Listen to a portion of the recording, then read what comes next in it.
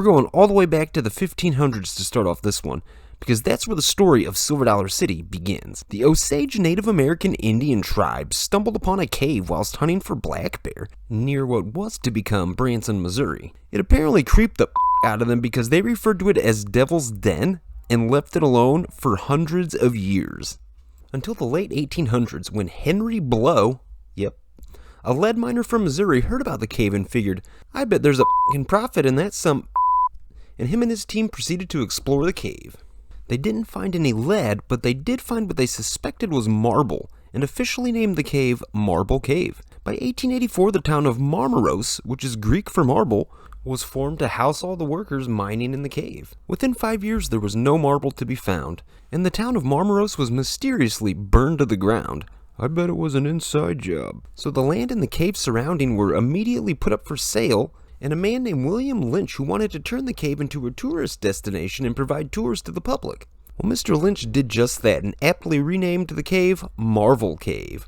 It turned out to be a big success, and Lynch continued to operate the cave until his death in 1927. And his badass daughters continued operating the cave for another 23 years. That is until a vacuum salesman from Chicago, Illinois came a-knocking in 1950. The man's name was Hugo Herschend, and he came up with an agreement with the Lynch daughters, where he would lease the land and operate the cave tours while the Lynch daughters continued to own the land. Sadly, 5 years into Hugo's venture, he passed away suddenly of a heart attack. But his wife Mary and their two sons Jack and Peter stepped up and absolutely kicked ass and made vast improvements. Over the next 5 years, the Herschends had the cave game down to a science and decided to add to their tourist destination by building an 1800s themed frontier town. And on May 1st, 1960, Silver Dollar City officially opened to the general public.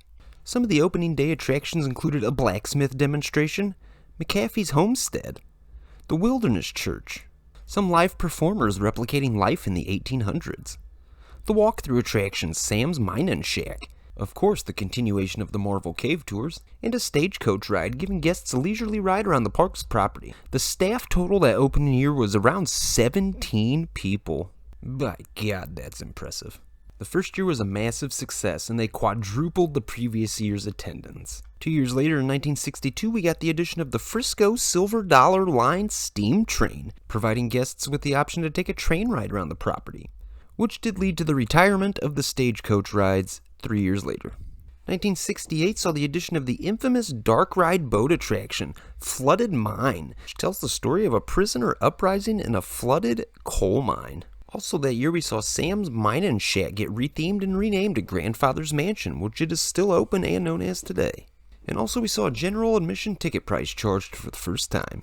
1969 saw the addition of the Jim Owens Float Trip, an outdoor boat ride featuring some animatronics. Also that year, the smash hit TV show at the time, the Beverly Hillbillies, decided to film a couple episodes at Silver Dollar City, which was great publicity for the park. 1972 saw the park get its first roller coaster, Fire in the Hole. It's an indoor dark coaster with a lot of dark ride element scenes about a town set on fire, which is kind of paying homage to the town of Marmaros, which used to exist on the grounds where the park is today. Also that year, Marvel Cave became a registered National Natural Landmark. Now with firing on all cylinders and the park becoming a big success, the Herschends decided to expand their empire. And in 1976, they purchased Gold Rush Junction in Pigeon Forge, Tennessee, and renamed it Silver Dollar City, Tennessee. Of course, we all know that park today as Dollywood. 1978 saw the addition of Rube Dugan's Diving Bell, a submarine-style attraction that apparently Walt Disney Imagineers secretly told Silver Dollar City how to pull off the attraction. 1980 saw the Jim Owens Float Trip close, but it was transformed during the off-season and reopened the following year as a log flume called American Plunge. Just 6 years after its opening, 1984 saw the removal of the Rube Dugan's Diving Bell. That year also saw the addition of the children's play area, Tom Sawyer's Landing. 1985 made good use of the Rube Dugan's Diving Bell location as we got the addition of Lost River of the Ozarks, a rapids attraction. 1987 saw the addition of the Wilderness Water Toboggan, kind of a hybrid of a log flume, a water slide, and a raft ride. With a lot of sudden dips and turns, it was quite a thrilling attraction, really.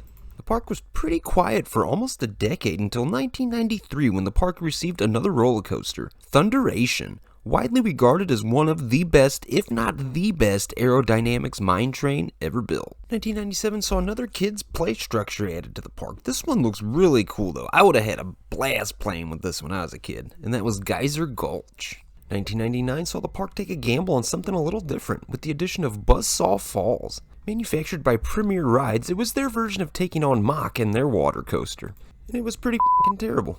Also that year we saw the park receive the Applause Award, the Academy Award of Theme Parks. Handed out by Liseberg, a top-shelf theme park in Sweden, the award recognizes outstanding achievements within the industry. 2001 saw the addition of Wildfire, a custom-built B&M looping roller coaster standing 120 feet tall and featuring a drop of 155. It uses the terrain to its advantage, and it is absolutely a stunning coaster racing through the Ozarks. 2003 saw a name change as the Wilderness Water Toboggan was renamed to Waterworks Waterboggan. 2004, the park acknowledged that Buzzsaw Falls really sucked, and it closed at the end of the season. And the park hired S&S to give the ride a huge makeover during the off-season, and it reopened the following year as a launched roller coaster known as Powder Keg. 2006 saw a small expansion to the park with the addition of the Grand Exposition area, most notably coming with it a pair of Zamperla attractions, a kids roller coaster known as the Grand Exposition Coaster, and one of their disco models known as Electro Spin, which I think are a very underrated attraction. They're a blast. 2007 saw an S&S Scream and Swing added to the park, the Giant Barn Swing, one of my favorite flat rides. 2008 saw the removal of the kids' play area, Tom Sawyer's Landing. That was to make way 2 years later for Tom and Huck's River Blast, a mock ride splash battle. 2013 saw an absolutely massive addition to the park, and we're talking about Outlaw Run. Manufactured by RMC, it was their very first topper track coaster they ever did. Standing 162 feet tall, racing at 68 miles per hour, this thing is a f***ing beast, and it is super fun. A little short, but super fun. 2015 saw the park add yet another S&S attraction. You can't go wrong with S&S, and we're talking about Firefall, one of their double shot models. Fun attractions also. 2018 saw the park add something incredibly special.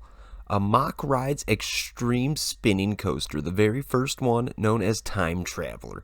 Standing 100 feet tall, moving at 50 miles per hour, and you're spinning? An unparalleled thrill that you can only find at Silver Dollar City. Also at the end of that year, we saw the closure of the Lost River of the Ozarks, but that was because it was to get a huge makeover and open 2 years later as Mystic River Falls, easily regarded as one of the best water rides on the planet, manufactured by Ride Engineers based out of Switzerland.